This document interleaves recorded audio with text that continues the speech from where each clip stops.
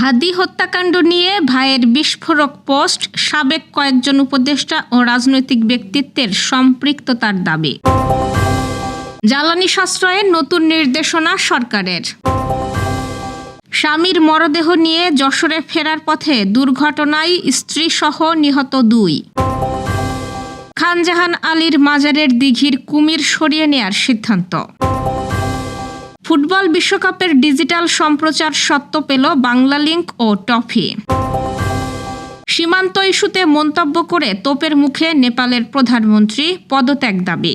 দর্শক, শুনছিলেন দিনের খবরের প্রধান প্রধান শিরোনাম, এবার বিস্তারিত। তার আগে আমাদের ইউটিউব চ্যানেল সাবস্ক্রাইব করুন এবং সব খবর পেতে ফেসবুক পেজ ফলো করে রাখার পাশাপাশি ওয়েবসাইট ভিজিট করুন। ইনকিলাব মঞ্চের সাবেক মুখপাত্র শরীফ ওসমান বিন হাদির হত্যাকাণ্ড নিয়ে সামাজিক যোগাযোগ মাধ্যমে একাধিক বিস্ফোরক পোস্ট দিয়েছেন তার বড় ভাই শরীফ ওমর হাদি। মঙ্গলবার রাতে ফেসবুকে দেওয়া এসব পোস্টে তিনি দেশের কয়েকজন গুরুত্বপূর্ণ ব্যক্তি ও রাজনৈতিক সংশ্লিষ্টদের বিরুদ্ধে নানা অভিযোগ উত্থাপন করেন।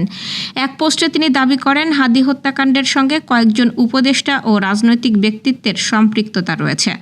অন্য একটি পোস্টে তিনি অভিযোগ করেন, হাদিকে ঢাকা 8 আসন থেকে সরিয়ে দেওয়ার জন্য চাপ সৃষ্টি করা হয়েছিল এবং হত্যার প্রেক্ষাপট তৈরিতে একটি রাজনৈতিক দলের শীর্ষ নেতার ব্যক্তিগত সহকারীর ভূমিকা ছিল।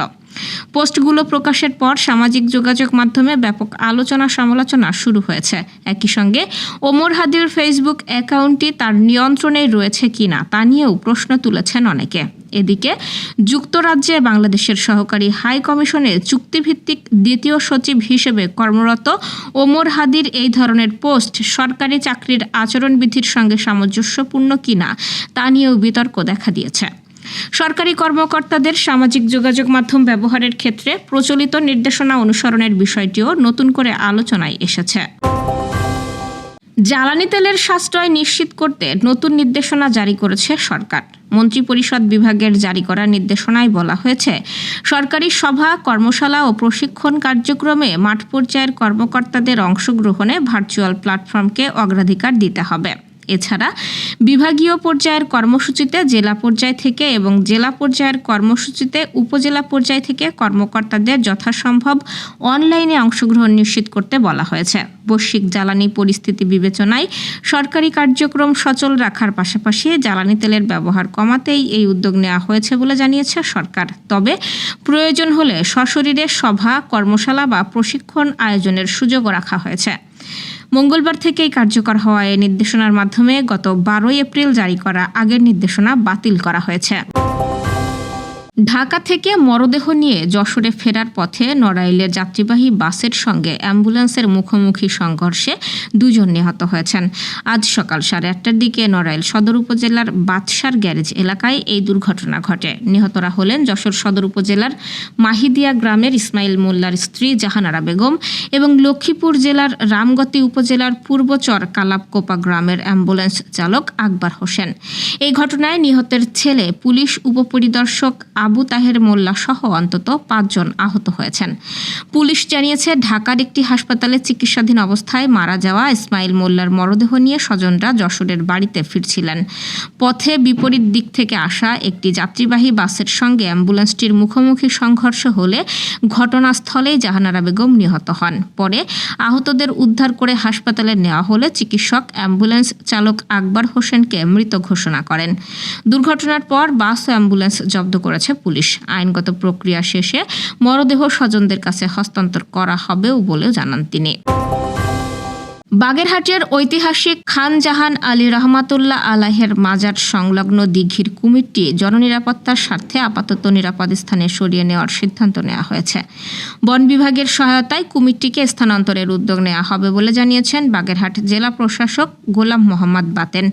মঙ্গলবার রাতে জেলা প্রশাসকের সম্মেলন কক্ষে অনুষ্ঠিত এক জরুরি সভায় এই সিদ্ধান্ত গৃহীত হয়। সভায় জেলা প্রশাসন, বন বিভাগ, আইনশৃঙ্খলা বাহিনী, মাজার কর্তৃপক্ষ সহ সংশ্লিষ্ট বিভিন্ন দপ্তরের কর্মকর্তারা উপস্থিত ছিলেন। জেলা প্রশাসক গোলাম মোহাম্মদ বাতেন জানান, সাম্প্রতিক ঘটনায় জনমনে উদ্বেগ সৃষ্টি হওয়ায় মানুষের নিরাপত্তাকে সর্বোচ্চ গুরুত্ব দিয়ে কুমিরটিকে দিঘি থেকে সরিয়ে নিরাপদ স্থানে স্থানান্তরের সিদ্ধান্ত নেওয়া হয়েছে। এই বিষয়ে বন বিভাগের সঙ্গে সমন্বয় করে প্রয়োজনীয় ব্যবস্থা গ্রহণ করা হবে। সম্প্রতি মাজারের দিঘিতে গোসল করতে নেমে এক শিশু কুমিরের হামলার শিকার হওয়ার ঘটনায় এলাকায় ব্যাপক চাঞ্চল্যের সৃষ্টি হয়। এরপর থেকেই দিঘিতে থাকা কুমিরের বিষয়ে নিরাপত্তা ব্যবস্থা জোরদারের দাবি ওঠে। আসন্ন ফুটবল বিশ্বকাপের ডিজিটাল সম্প্রচার স্বত্ব পেয়েছে বাংলালিংক ও ট্রফি। ফলে বাংলালিংকের গ্রাহক সহ দেশের ফুটবল প্রেমীরা ট্রফি প্ল্যাটফর্মে বিশ্বকাপের ম্যাচগুলো উপভোগ করতে পারবেন। আজ এই তথ্য জানিয়েছেন বাংলালিংকের chief corporate and regulatory affairs officer Taimur Rahman. তিনি জানান, বিশ্বকাপ ফুটবলের ডিজিটাল সম্প্রচার স্বত্ব পাওয়ার মাধ্যমে দেশের ফুটবল প্রেমীদের জন্য সহজে খেলা দেখার সুযোগ তৈরি হয়েছে। বাংলালিংকের গ্রাহকরা ট্রফিতে বিশ্বকাপের ম্যাচগুলো দেখতে পারবেন। সবকিছু ঠিক থাকলে আগামী 11 জুন মাঠে গড়াবে ফিফা বিশ্বকাপ। আগামী 11 জুন থেকে 19 জুলাই পর্যন্ত যুক্তরাষ্ট্র, কানাডা ও মেক্সিকো যৌথভাবে বিশ্বকাপ আয়োজন করবে। 3 দেশে অনুষ্ঠিত এই বিশ্বকাপে প্রথমবারের মতো অংশগ্রহণ করতে যাচ্ছে 48 দল। বাংলাদেশে 2026 ফিফা বিশ্বকাপের সম্প্রচার স্বত্বের জন্য $1.23 কোটি দাবি করেছিল ফিফার সংশ্লিষ্ট পক্ষগুলো। এর সঙ্গে কর, অগ্রিম আয়কর ও ভ্যাট যুক্ত হলে মোট ব্যয়ের পরিমাণ প্রায় 200 কোটি টাকায় গিয়ে পৌঁছাতে পারে। বিপুল পরিমাণে এই অর্থের কারণে রাষ্ট্রীয় সম্প্রচার মাধ্যম বিটিভি কিংবা দেশের অন্য কোনো বেসরকারি স্যাটেলাইট চ্যানেল এখন পর্যন্ত এই চুক্তিতে সম্মত হতে পারেনি। তবে তথ্য ও যোগাযোগ মন্ত্রণালয় সূত্রে জানা গেছে, ব্যয় সংকোচন করে দেশে বিশ্বকাপ সম্প্রচারের চেষ্টা এখনও চলমান রয়েছে। বর্তমানে দেশের কয়েকটি বেসরকারি সম্প্রচার মাধ্যম যৌথভাবে স্বত্ব নেওয়ার বিষয়ে আলোচনা চালাচ্ছে। সীমান্ত বিরোধ কোনো একতরফা বিষয় নয়। সংসদে প্রধানমন্ত্রী বালেন্দ্র শাহর এমন মন্তব্যের জেরে তীব্র রাজনৈতিক সংকটে পড়েছে নেপাল। এই বক্তব্যকে কেন্দ্র করে দেশটির রাজনীতিতে তুমুল ঝড় উঠেছে। রাজপথ থেকে সংসদ সবখানেই এখন বিরোধী দল ও শিক্ষার্থীদের বিক্ষোভের মুখে পড়েছেন প্রধানমন্ত্রী। বিক্ষোভের ঢেউয়ে ভর করে মাত্র কয়েক মাস আগে ক্ষমতায় আসা এই তরুণ প্রধানমন্ত্রীকে এখন নিজের গদি টেকাতেই হিমশিম খেতে হচ্ছে। ভারতের আধা সরকারি বার্তা সংস্থা ANI এবং নেপালের দ্য কাঠমান্ডু পোস্ট এই খবর জানিয়েছে। মূলত কালাপানি, লিপুলেখ ও লিম্পিয়াধুরা অঞ্চল নিয়ে ভারত ও নেপালের মধ্যে দীর্ঘদিনের সীমান্ত বিরোধ রয়েছে। ভারতের পররাষ্ট্র মন্ত্রণালয় বারবার স্পষ্ট করে জানিয়েছে, এই অঞ্চলগুলো ভারতের অবিচ্ছেদ্য অংশ এবং এ বিষয়ে তাদের অবস্থান সুনির্দিষ্ট, ধারাবাহিক ও অখণ্ডনীয়। গত রোববার নেপালের সংসদে এই দীর্ঘদিনের সীমান্ত বিরোধ নিয়ে আলোচনাকালে প্রধানমন্ত্রী বালেন্দ্র শাহ বলেন, সীমান্তের বেশ কয়েকটি পয়েন্টে নেপাল ভারতীয় ভূখণ্ডে ঢুকে পড়েছে। প্রধানমন্ত্রীর এই মন্তব্য প্রকাশ্যে আসতেই নেপালের সাধারণ মানুষের মধ্যে তীব্র ক্ষোভের সৃষ্টি হয়। কাঠমান্ডুর মাইতিঘর মণ্ডলাতে সোমবার নেপালি কংগ্রেস সমর্থিত তরুণ দল এবং বিভিন্ন ছাত্র সংগঠন বিক্ষোভ সমাবেশ করে। তারা প্রধানমন্ত্রীর ক্ষমা প্রার্থনা এবং এই বক্তব্য সরকারি রেকর্ড থেকে মুছে ফেলার দাবি জানান। এক পর্যায়ে তারা প্রধানমন্ত্রীর পদত্যাগ চেয়ে স্লোগান দিতে থাকেন।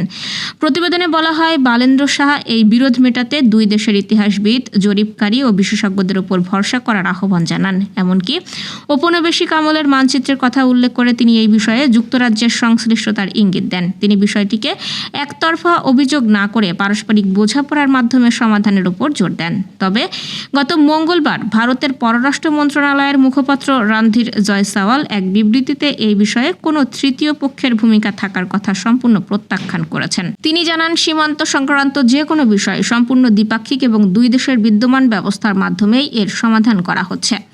এর আগে নেপালের সাবেক প্রধানমন্ত্রী KP শর্মা ওলির আমলে বিতর্কিত অঞ্চলগুলোকে নিজেদের দাবি করে দেশের নতুন মানচিত্র অনুমোদন করা হয়েছিল। কাঠমান্ডুর মেয়র থাকাকালীন বালেন্দ্র শাহ তার কার্যালয়ে বৃহত্তর নেপালের একটি মানচিত্র ঝুলিয়ে বিতর্কের জন্ম দিয়েছিলেন, যা ভারতের সংসদে প্রদর্শিত অখণ্ড ভারত মানচিত্রের পাল্টা জবাব হিসেবেও দেখা হয়েছিল। দর্শক, এই ছিল দুপুরের আয়োজন। সন্ধ্যার খবর দেখার আমন্ত্রণ রইল। এতক্ষণ সাথে থাকার জন্য ধন্যবাদ।